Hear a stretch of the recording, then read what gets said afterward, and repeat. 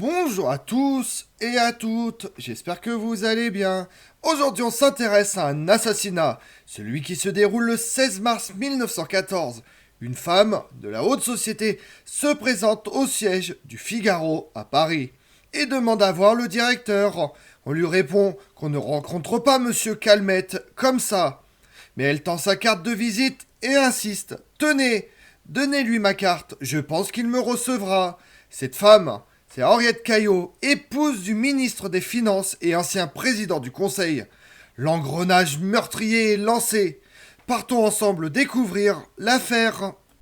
Cette femme qui vient dans le bureau du directeur du Figaro est élégante, distinguée et mariée au ministre Joseph Caillot. Et tout d'un coup, elle vide son revolver sur Gaston Calmette, qui meurt quelques heures après avoir reçu 5 balles dans le corps. Elle attend calmement la police et dira pour expliquer son geste. Il n'y a plus de justice. Le revolver seul pouvait arrêter la campagne. Alors que le soir tombe sur Paris, une nouvelle sidérante se répand dans la capitale. Le directeur du Figaro, Gaston Calmette, vient d'être assassiné dans son bureau. Le meurtre a été commis par Henriette Caillot, épouse du ministre des Finances. Joseph Caillot, l'homme politique le plus exposé du moment. La meurtrière est arrêtée. Son procès s'ouvre 3 mois plus tard.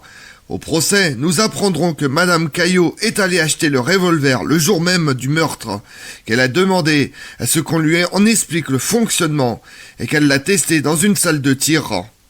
Elle jure cependant qu'elle n'avait pas l'intention de le tuer. Sa ligne de défense est curieuse, mais elle fonctionne.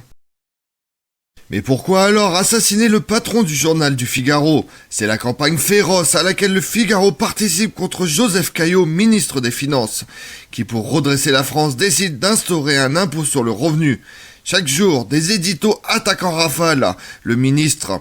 C'est la curée contre le ministre. Et les coups les plus durs viennent du Figaro qui se livre à une intrusion intolérable dans la vie privée des époux Caillot.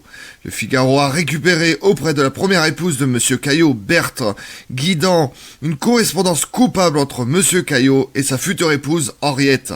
Malheureusement, ceux-ci sont encore unis par les liens sacrés de leur premier mariage respectif lorsqu'ils s'écrivent. La morale bourgeoise de l'époque est sévère pour la femme adultère, et Madame Caillot est déshonorée. Joseph Caillot devient la risée de tout Paris et des chansonniers. Mais pourquoi en venir à ce geste? Henriette l'explique dès son premier interrogatoire. Dernièrement, une lettre privée adressée à une femme qui n'était pas moi fut publiée. Indigné, je me renseignais auprès des personnes amies, entre autres auprès du président Monnier, sur le moyen de faire cesser cette publication. Il me fut répondu qu'il était bien difficile, sinon impossible, d'intervenir. Ministre des Finances depuis décembre 1913, Joseph Caillot est pressenti pour prendre la tête du gouvernement à l'issue des élections législatives de mai 1914. En pleine ascension politique, l'homme dérange, pacifique, promoteur dès 1907 d'une loi sur l'impôt sur le revenu progressif, alors qu'il était ministre des Finances de Georges Clemenceau, il se démène pour faire voter sa loi par la Haute Assemblée. Le débat sur la légitimité de cet impôt déchaîne les passions. Caillot devient l'homme à abattre. En 1914, plusieurs quotidiens de droite, dont le Figaro, mènent une violente campagne de presse contre sa politique, cherchant à le discrédibilité par tous les moyens. En mars 1914, le seul Figaro a publié pas moins de 110 articles contre lui. Gaston Calmette, le directeur du quotidien depuis 12 ans, prend la tête de cette campagne de presse. Il publie notamment des échanges de Joseph Caillot avec celle qui n'est pas encore sa maîtresse et qui deviendra plus tard sa femme.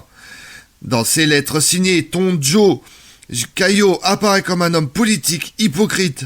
Gaston Calmette utilise également l'affaire politico-financière Rochette pour tenter de mettre fin à la carrière politique de Caillot, l'accusant de trafic d'influence, de détournement de fonds publics au profit de son parti politique et de pression sur des établissements financiers.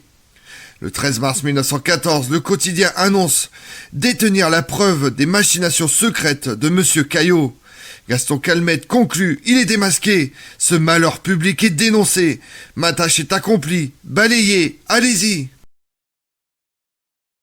On dispose de peu de renseignements sur Henriette Caillot, née Rounou-Yoar. En 1874, elle vit un mariage sans histoire avec son premier mari et ses 2 enfants. Mais sa vie est bouleversée le jour où elle rencontre Joseph Caillot. Politiquement, un divorce est risqué et Joseph Caillot prend la précaution de quitter son épouse après les élections législatives, au cours desquelles il se présente dans la Sarthe. Henriette épouse donc Joseph Caillot en secondes noces, qui exerçait la fonction de ministre des Finances dans le gouvernement du cabinet Doumergue, lorsqu'il eut à subir des attaques politiques virulentes orchestrées par ses adversaires Astrid Briand et Louis Barthou. Ces derniers, bien décidés à en finir avec lui, ont chargé Gaston Calmette, directeur du journal Le Figaro, d'organiser l'offensive. Ils veulent abattre Caillot, qui, selon eux, menace le capital, et surtout ils l'accusent d'intelligence avec l'Allemagne. Le Figaro s'est d'ailleurs procuré une autre correspondance des télégrammes prouvant que Joseph Caillot, alors président du Conseil et ministre de l'Intérieur, de juin 1911 à janvier 1912, Joseph Caillot a négocié avec l'Allemagne du Kaiser lors du coup d'Agadir à la Convention de novembre 1911, réglant pacifiquement l'affaire marocaine. Afin d'affirmer les prétentions allemandes dans la région, Guillaume II tente d'installer en 1911 une base navale sur la côte marocaine. Joseph Caillot négocie un accord au terme duquel, en contrepartie du contrôle sur le Maroc, la France cède une partie du Congo à l'Allemagne. Joseph Caillot est aussi coupable d'avoir introduit l'impôt sur le revenu. C'est une révolution, même si son taux ne dépasse pas 4%. Le nouvel impôt vient en complément des 4 vieilles. Contribution foncière, mobilière, patente et impôt sur les portes et fenêtres. Ce dernier a disparu, tandis que les autres ont changé de nom. Président du Conseil le 27 juin 1911, Joseph Caillot use de son influence pour ajouter à son impôt la progressivité en fonction des revenus. Cette réforme décisive fait l'objet d'une longue négociation. Elle est en définitive adoptée en 1913 en échange d'une prolongation du service militaire de 3 ans. Le Figaro menace bientôt de publier les télégrammes que l'on appellera les vers d'Agadir. Caillot essaye par tous les moyens d'empêcher la publication de ces télégrammes. Il se rend à l'Élysée pour faire intervenir Raymond Poincaré auprès de Gaston Calmette, son ami. Mais il n'y a aucun recours. Rentrant chez lui, il est exaspéré et ne remarque même pas que son épouse part tranquillement faire des courses. Henriette va chez un armurier et achète un pistolet. Après s'être fait expliquer le maniement, elle se rend au Figaro et assassine Gaston Calmette. L'émotion dans le pays est à son comble. La campagne dirigée contre Caillot devient plus violente que jamais. On l'accuse d'avoir du sang sur les mains. À la fin du mois de mars, l'Action française organise un rassemblement contre l'ancien ministre, assassin et vendu. Dans le procès qui s'ensuit, Madame Caillot plaide coupable. Fait exceptionnel, le président de la République est cité à comparaître. Bon nombre de personnalités sont astreintes au même régime. Les lettres produites au procès ne contiennent rien de politique. Les soi-disant révélations de Calmette se rapportent à une affaire de financiers plus ou moins véreux, prétendument protégés par Caillot. La défense très habile, en la personne de maître Fernand Laborie, ancien défenseur de Dreyfus et de Zola, exploite les stéréotypes. Sa défense repose en effet sur la faiblesse inhérente des femmes, pauvres créatures qui ne sont pas armées pour supporter les attaques auxquelles se livrent les politiques, trop immatures pour les endurer les vicissitudes de la vie publique. Le témoignage de la première épouse est un moment crucial, puisqu'elle reconnaît qu'elle a adressé les lettres au Figaro. Elle parlera longuement et dignement, la voix entrecoupée de sanglots. Les plaidoiries des avocats sont également des moments forts. Maître Chénu, pour la partie civile, fait ce portrait de Joseph Caillot. Monsieur Caillot a d'exceptionnelles qualités d'esprit, une mémoire prodigieuse, mais avec des lacunes et des défaillances inexplicables, une haute intelligence, mais dépassée par l'opinion.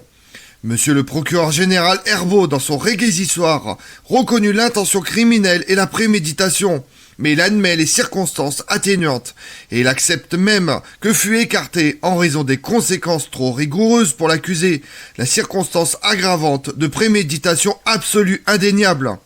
C'était jeté un pont entre la condamnation aux travaux forcés et l'acquittement.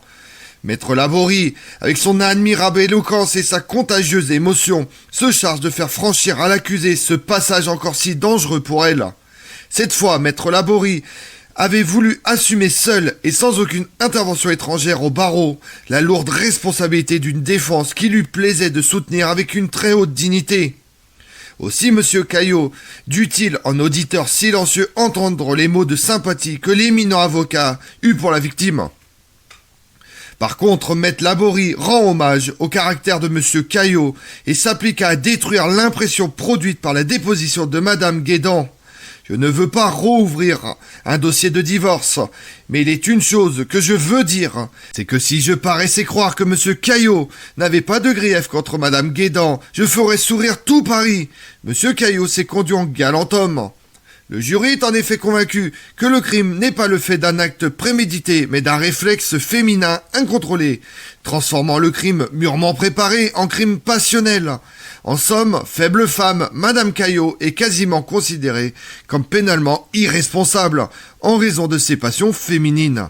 Le jury reconnaît également que les Caillot ont été victimes d'une intolérable ingérence dans leur vie privée.